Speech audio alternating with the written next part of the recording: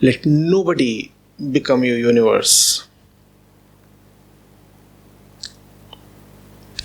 At the same time, you cannot do without assigning things and people and places their respective values.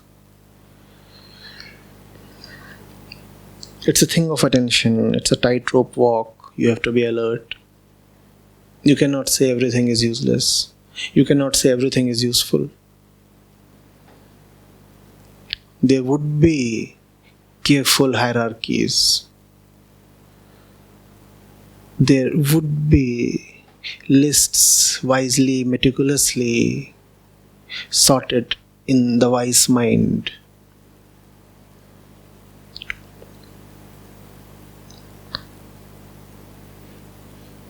The top slot should remain vacant. All lists should begin from number 2.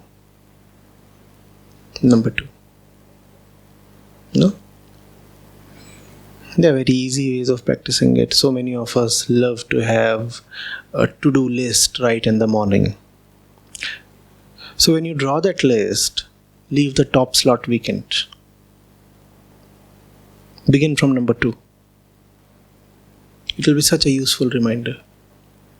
No?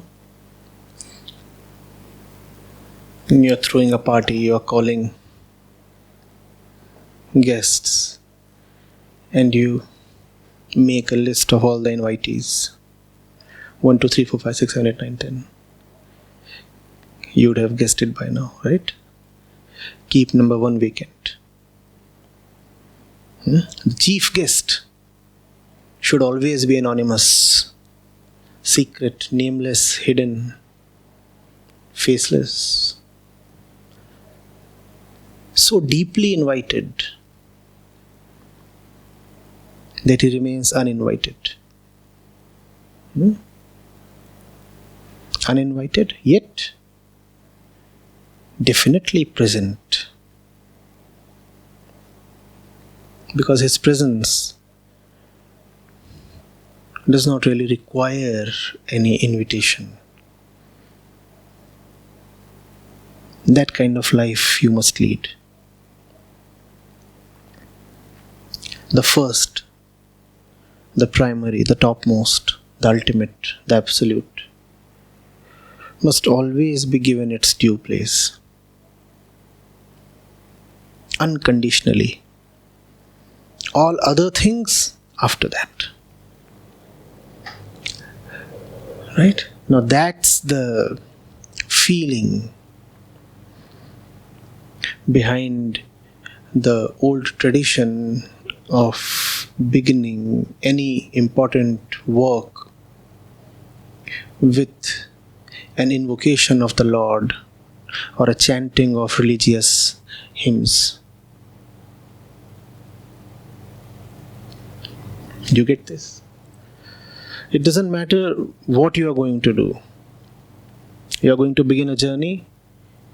First of all, you go with folded hands to the deity and you utter a few words.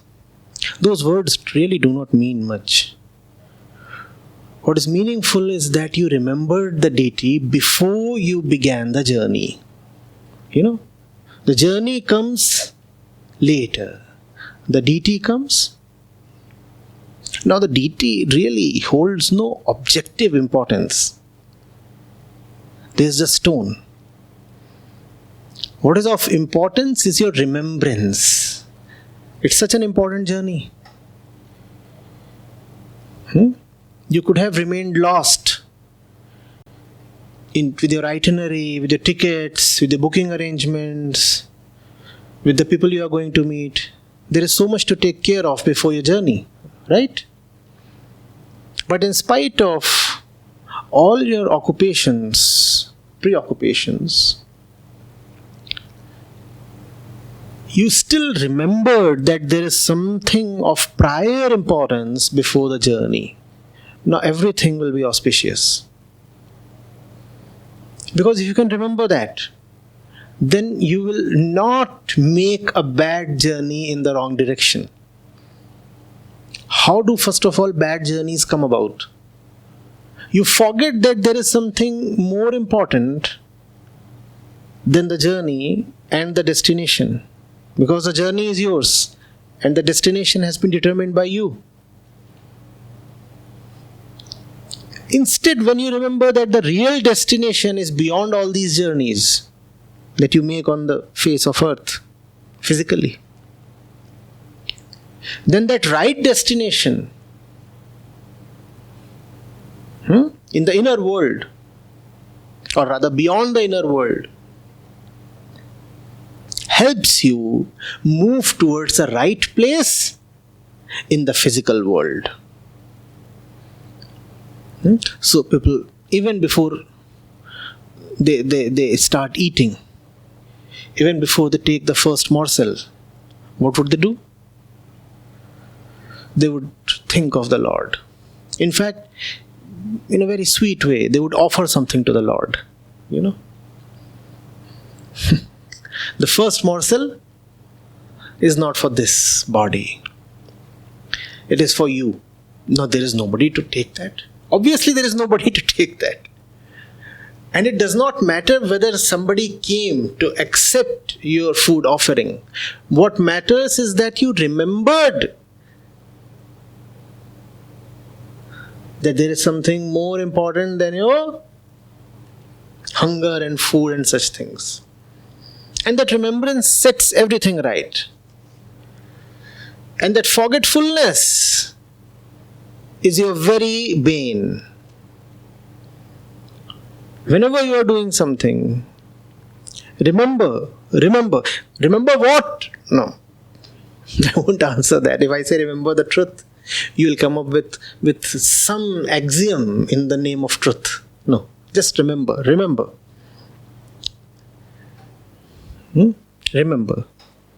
Before you eat, remember. Before you sleep, remember.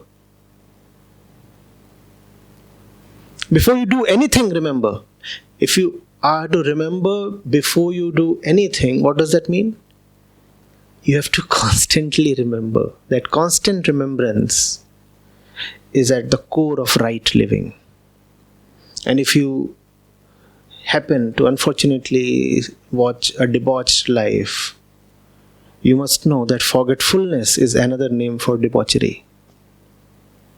There is no other reason why one's life is ever ruined. That person just forgot. What did he do? Forgot.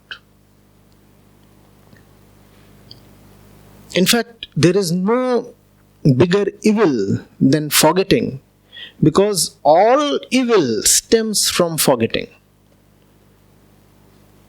So when you say, "Oh, sir, I forgot," I ask you, you were supposed to do this. Why wasn't it done? And you say, "Acharya, I forgot. It slipped my mind. I slept. I didn't remember."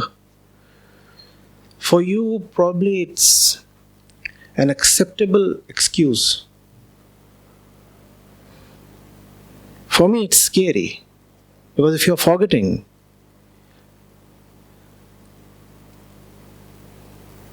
then you're siding with evil.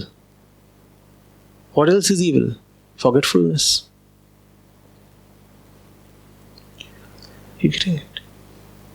And that's what Prakriti wants. She wants you to forget. Forgetfulness is another name for unconsciousness. In Prakriti, there is really not much value for consciousness. You live an ordinary Prakritic life, she will bless you. You will have good health, many babies, social acceptability, good food, good sleep, health and long life. There is nothing called consciousness in the value hierarchy of Prakriti.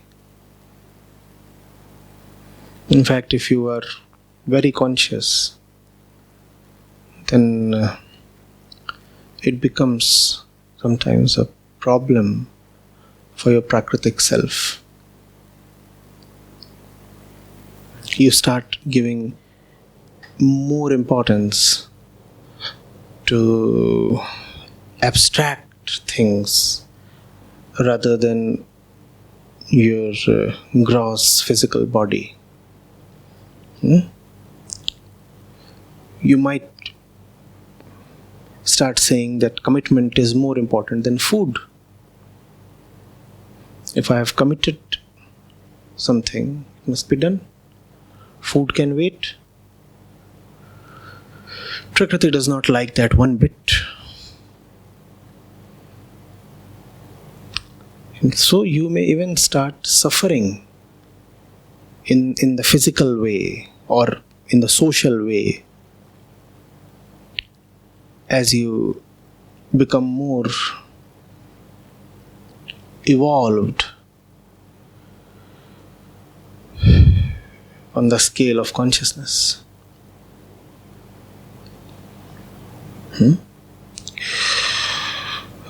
So forgetfulness is all right when it comes to your physical nature. You don't need to remember. All that you need to remember is anyway embedded in your bodily cells. What else do you need to remember? Do you need to remember to breathe? No. So Mother Prakriti comes to you and says, son, but what is it that you are constantly trying to remember? All that you need to remember, I have already put in your body. Your body remembers to wake up. Do you wake up with your active consent? No. You sleep. And after some 6 hours, 8 hours, 10 hours, you will wake up. See, body remembers. The body remembers to ask for food when it is hungry. The body remembers how to digest your food. The body remembers that your hair must retain that particular color, for example black, when you are young, and when you cross 35, 45 or 50, the body remembers that now your hair must start turning grey, then white. And do you tell all these things to your body? No, you don't. The body remembers. So Mother Prakriti comes and says, what forgetfulness? You already remember. See, so much intelligence I have given you. And one cannot deny that, because the body carries its own intelligence. But that intelligence is directed only towards physical survival. That intelligence will not teach you compassion. That intelligence will not be in the direction of realization or love. It might be in the direction of lust maybe, but not in the direction of love. Are you getting it? So you have been given a load of things to remember, and those things you automatically, unconsciously remember. Don't you? The bodily cells, for example, they remember their lifespan and their life cycle. After certain days, they know that they have to expire, and then they are gone, aren't they? So many chemicals are being prepared by your body. Do you even know their names? So you don't consciously remember, but the body remembers. And the body doesn't usually make a mistake, except when, let's say, you are sick or very old. The body remembers. If you are told to consciously digest your food, you will have a problem. Because you really do not know, even medical science does not fully know till today how the food exactly gets digested. We know the outlines, we know some details. We do not know every detail. And that's why we do not know how to cure every single disease. There are so many diseases of the gut. we still have no treatment for, let alone a cure. Getting it? So, the body has been filled with knowledge. Knowledge of the kind that keeps you physically alive.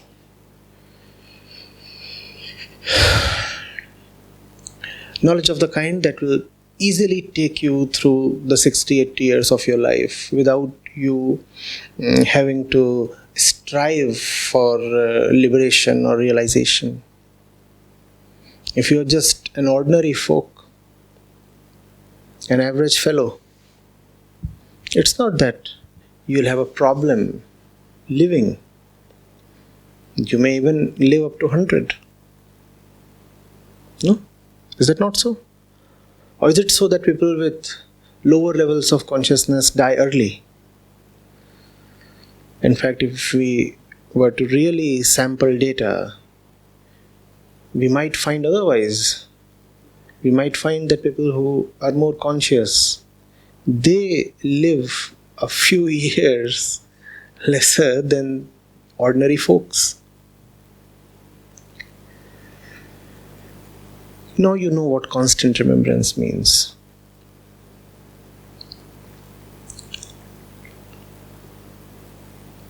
Keeping the prakritic knowledge aside.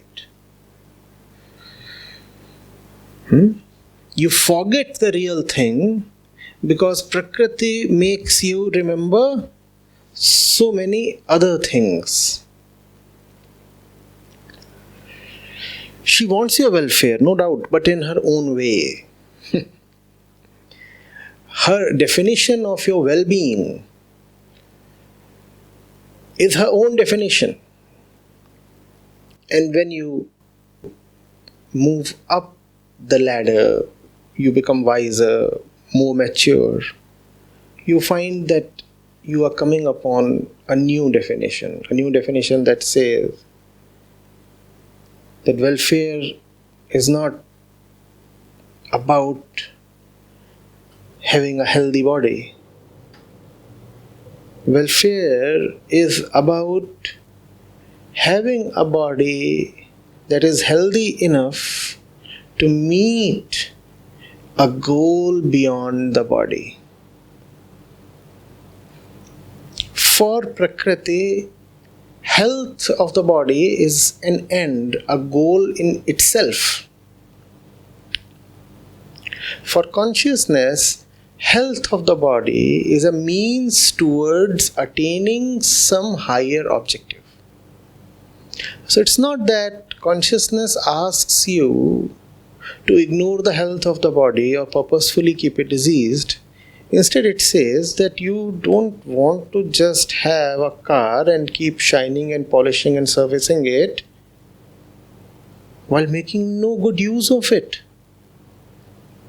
So your car should be good enough, well serviced, and capable to carry you to a destination that is not the service center. No? Of what good is a car that can carry you only to the mechanic, to the service center, to the garage and nowhere else? You getting it? Prakriti says the car is great and keep it in great shape without ever suggesting to you that the car is to be made good use of. It is foolish to invest in the car and maintain the car without ever knowing where to go in the car. So consciousness says, well, yes, the body is to be maintained. Remain physically healthy. Not that physical health is an end in itself, but so that using the physical body, the healthy body, you can attain some worthy goal in life. Do you get this? Now this is constant remembrance. Prakriti wants to keep you body-centric. The body is everything. And when I say body-centric, I do not merely mean food or sex. Those are just gross demands of the body. Then there are the subtle demands that arise from the subtler functions of the body. Anger is body. Don't you see that? If you are to be given one shot of one particular chemical, you will become angry. So anger is bodily, is it not? The thing that we call as mind is nothing but subtle body. Is there mind without the body? You say you feel emotions in the mind. Is it not true that all emotions are just chemical and hormonal outputs? If a particular hormone is taken out from your body, you are left with nothing of it. Then so many of the bodily things that usually happen will happen no more. So even thoughts and feelings are body.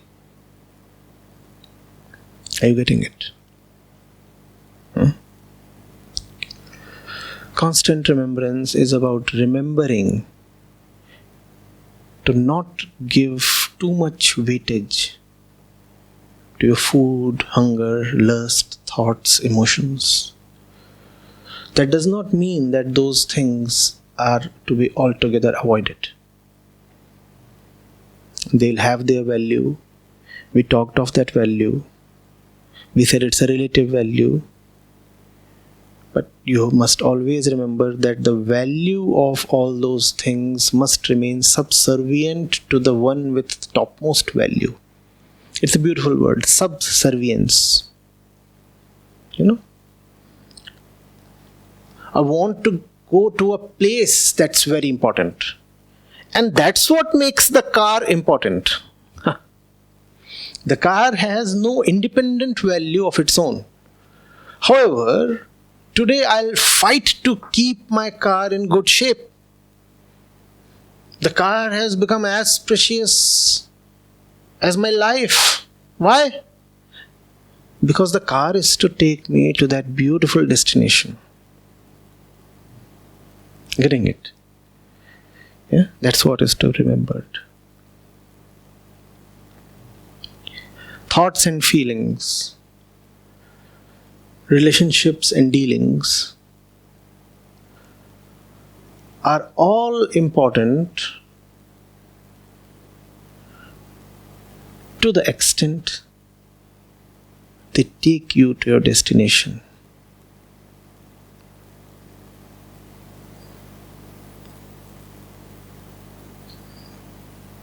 If those things don't take you to your destination, drop them. Just drop them.